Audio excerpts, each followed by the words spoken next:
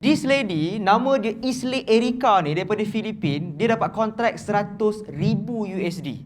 Dan kenapa saya bagi tahu?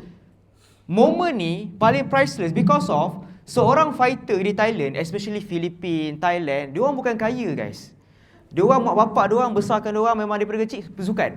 Based on saya punya experience sendiri pun, waktu saya main Muay dulu, kawan-kawan saya yang memang main Muay Thai daripada umur kecil, tak buat duit guys. Belajar pun biasa-biasa. Lepas tu kerja pun kalau contohlah, lepas belajar masuk universiti, betul tak? Tapi diorang memang fokus on sport.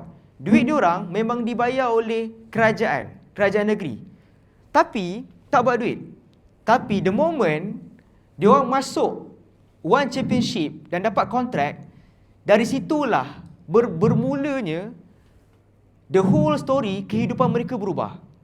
Daripada dulu mungkin mak bapak dia miskin, hantar anak miskin, terpaksa survive, top up everything.